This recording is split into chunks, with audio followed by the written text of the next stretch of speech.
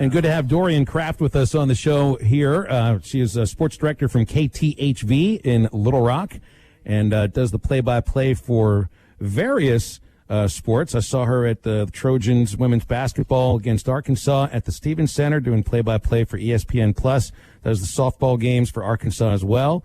And joining us here today, got a big series at Bogle Park starting at 5 o'clock. So, Dorian, I mean, we're all fired up about Arkansas versus Ole Miss, and Arkansas versus Alabama is just as big on softball.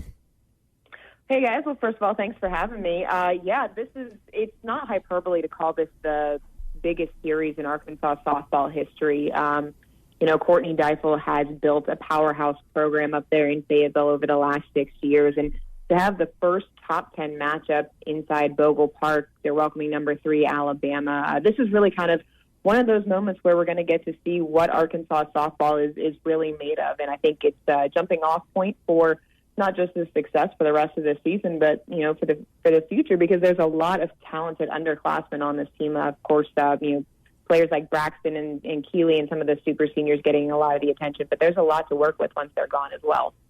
Yeah, well, when I look at the stat sheet, obviously the first thing that stands out is that this Arkansas team can just slug it. 69 home runs, 3 players with double-digit totals. Braxton Burnside already has the single-season home run record for Arkansas, and I look at Alabama's pitching staff; they've given up 15. So it's an immovable object versus the irresistible force. And is that really what this series is built around? Yeah, I really think so. And, 69 home runs is absolutely crazy. I'm not even sure my team at Virginia Tech hit 69 home runs in the entire time that I played in college. So to do it in not even a full season, the question is going to be how many do they end with? I'm really excited to see that. But, yeah, the Alabama pitching staff for a long time has been one of the best in the country, not just the SEC. So I don't think you're going to see the power output that we've seen from Arkansas so far this season, especially like we saw on Tuesday in that game against Missouri State. I think Alabama is going to be able to keep them off balance a little bit. But like we saw last weekend in their sweep at Auburn, Arkansas very capable of doing the get them on, get them over, and bring them in style softball that was so popular about a decade ago. They can scratch out games that are 1-0, 2-0, and last year they beat Alabama in Tuscaloosa 1-0. So I think you're going to see low-scoring games, but that's not going to mean that these aren't going to be good games. I know everyone likes to equate offense with great games, but low-scoring, defensive pitching duels can be great games as well. Yeah, well, in order to play that scratch it out, move them over, get them in, sort of softball or baseball in that case, you've got to have really good pitching. And and maybe Mary Half and Autumn Storms are a little bit overlooked because of all the home runs that have been hit by Arkansas softball. But then again, I mean, the pitching staff has only allowed 18 home runs too. So it's not just a team that hits home runs. They've got really good pitching as well. Yeah, Mary Half and Autumn Storms, in my opinion, are probably the best 1-2 punch in the conference. You can make the argument for in the SEC. And when they're both healthy, I know Autumn has been battling some injuries since the fall, but she threw in that game on Tuesday against Missouri State, and she looked fantastic. Her stuff was sharp. Mary Half has been an absolute workhorse. I think you're looking at an All-American season for Mary Half, and those two are really what makes this pitching staff go. And to your point about getting runners on and moving them over, Arkansas also is ranked nationally in walks, and that could be a key. We've seen leadoff walks in baseball, be very key for the Razorbacks. And I think, you just have maybe that one batter who's able to draw a walk. Looking at a Kayla Green or maybe a Sam Torres for Arkansas. And that could end up being the difference maker in this series. It's really amazing when you look that the team lost their first game, which was almost an incredible comeback, if I remember, against Oklahoma State. And have won, I know they're 32-3, but they've still won 32 of their last 34 games because, after that, you end up a couple games later getting into this ridiculously long winning streak, undefeated in the SEC right now. Was there anything going into this season that said Arkansas could be first place once this Alabama series came around? Was the big winning streak a surprise? What did you think? Well, I think Arkansas has been trending this way for a while, and I mentioned this on the broadcast on Tuesday. All credit to Courtney Deifel and the coaching staff, because I don't think people really understand how difficult it is to build a program from the bottom in a conference like the SEC. It kind of mirrors what we're seeing Sam Pittman trying to do with the football program. The SEC has been a fantastic program for a long time. They have consistently 10 teams ranked in the top 25. You've already got Florida, Alabama, Kentucky, Arkansas in the top 10 this year, just to give you an idea of how good this conference is. I don't think necessarily that Arkansas expected to be at this point in the season. I don't necessarily also think it's a surprise because things have been going this way, but this is really kind of that make or break series because their first 4 series that they've swept, those teams combined have only won 7 SEC games. It gets a lot harder from here on out. You've got Alabama. You finished the season on the road at LSU. You've got Georgia as well, and those are kind of the upper echelon programs of the SEC. So the next month is really going to determine how far this Arkansas program has really advanced in terms of their success year in and year out within the conference. Dorian Craft from THV 11 in Little Rock joining us here on Halftime. When you look at this matchup, and depending on Arkansas winning the series or going 2 of 3, maybe losing the series 1 of 3, what's the ceiling you think as of right now for this team? Is this a Women's College World Series team as it stands right now?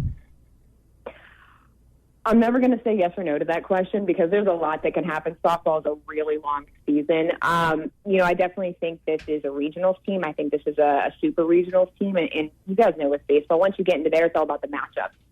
I think this team is capable of making the Women's College World Series depending on who they would see in a regional or super regional. I believe they have the pitching talent and the hitting talent. They have all the pieces. Whether or not they get there, you don't know. It just comes down to a play or two. Weird things can happen, but this is a team that has the talent to do so, and I think it would be a really exciting step forward for this program. Now, I may be biased with this next question, but I was a former BB high school teacher, and I grew up watching Hannah Gamble start with the BB softball program and just kill the softball program. And Dorian, amongst all the freshman class for this softball team has been killing it. But Hannah Gamble, the way that she's been able to hit the ball, and I've seen it firsthand when she played at BB, it's carried over to here. And for her to come back off a broken hand, to come back and not even act like she missed a beat with that, the youngsters for the softball team, and of course, like I said, I'm biased towards her, the youngsters for this team is going to really be really key for this team moving forward past this season. Absolutely, and it's, you mentioned Hannah is funny. I said on the broadcast sometimes it can take, an at-bat or two or maybe a couple games to get, comfortable again coming off an injury, and no sooner had those words left my mouth than she hit that solo home run to get them going. As a former third baseman, it's not just her hitting that impresses me, her maturity and her poise in the field. She doesn't play like a true freshman, and Courtney Deifel has been very complimentary of Hannah Gamble. She mentioned that she is probably the best on the team in making adjustments within at-bats, not just at-bat to at-bat. That's a really upperclassman thing that you don't usually see with freshmen. And so I've been really impressed with the play of Hannah. And, I kind of alluded to it earlier, but this is a freshman class that will certainly carry on what they've been building in those upperclassmen. Again, Keely Braxton, I know she transferred in, but the upper class leadership, there's a solid foundation in that freshman class this year. What needs to happen to get Arkansas a series victory this weekend? I feel like just kind of watching this team play and how they've come across with victories, and like we've talked about with just the power of hitting the home run and getting runs across, almost seems like the same thing with this Arkansas basketball team. We were talking about how Arkansas could beat Colgate, different things like that. It feels like to me, Dorian, that if Arkansas softball just plays the way that they've played all year, they're going to be in this ballgame right at the very end and try to come out on top. Would you agree with that, or is there something else that they need to really focus on to try to get a series victory this weekend? Well, I think series victories comes down to two things. It comes down to solid pitching and good defense in the field. Arkansas's power numbers have been fantastic, but that does kind of overshadow their team batting average, which is actually 11th out of 13 teams in the SEC. So as a team, their batting average isn't fantastic. I think that also, kind of highlights maybe how good hitting in the SEC is. So again, I don't think you're going to see these big, 9-1 games. I think you're going to see a lot of 1-0, 2-0. And again, that puts the premium on playing quality defense. I think the best thing that Arkansas can do, try not to do too much. This is going to be a big series. Everyone's going to be hyped up. Got to take that breath, take a step back, and just play within yourselves, and I think they're going to be competitive. Dorian, I know you mentioned you played third base. You were an ACC champion at Virginia Tech, so I think you've played at the highest level of the sport in college as far as it goes. And did you ever just watch a baseball game and just kind of snicker? It's like, look at these guys. They get 60 feet between the mound, between the rubber and the plate. They get 90 feet between the bases. I am always amazed at the reaction time that softball players have to deal with, because I feel like you got to be quicker in softball than in baseball, don't you? You have to have incredibly quick reactions, and especially playing a corner. I hated moving back out to the outfield anytime I had to go back out there because I felt like I had too much time. My favorite story, so we actually had in 2007, before we won our ACC title and went on a postseason run, it was actually right after the mass shooting, because I was there during that time, and we had a crew in from, I believe it was CBS in New York, and they actually tried to stand in against Angela Tincher, who was our All-American pitcher, and she put it past them every single time. They didn't end up touching one of it. So, I know people think softball is a little bit easier. It's a completely different sport than baseball. It moves a lot faster. The distances are a lot smaller. And so it's just a different sport. But yeah, I'll agree with you. I'll go softball a little bit harder than baseball, even though I'm sure I'm going to get ratioed on Twitter for that one. It's okay. I'll do the same thing, and I'm the one calling the baseball game tonight, so it doesn't bother me at all. You know what does bother me, though, Dorian? The Pittsburgh Pirates bother me. Now, you're from Pittsburgh, too. And have you given up, or do you love the Pirates the way that I have? I mean, look, I just mentioned it a moment ago. They have been, I think I put that page down, but they've been outscored like 47-15 this year, and I'm rooting for them to lose every single game, and I still love the Pirates. Don't be. How do you handle this? Don't be like Phil. Well, so the secret is I'm not actually a Pirates fan. You're smart. I grew up in Pittsburgh. I'm a St. Louis Cardinals fan, which I know has a love-hate relationship here in Arkansas. But my grandparents live in St. Louis. My mom's family is from there, and so every summer I would go visit my grandparents, and they had first-row seats behind the Cardinals dugout. So I was that little kid dancing on top with Fred Bird. I wore number 1 for Ozzie Smith. I'm a huge Cardinals fan.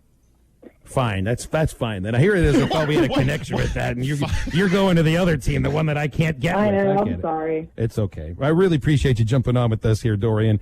I would love to do it again as this team continues to play throughout the season. So we'll have you on whenever we can. Thanks again. Absolutely. Thanks for having me on, guys.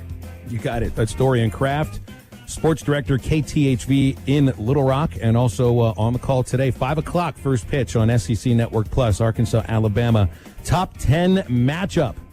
We got a top 5 matchup in college baseball this weekend here at Swayze Field in Oxford, and I really do enjoy this ballpark. I'll give you some reasons why as we go into the final segment here on a Friday with absolutely nothing planned. We're not going to go with SmackDown Wrestling and WrestleMania. He wanted to do WrestleMania picks. I think we put the ixnay on that. We can do Jenkins Ear Day.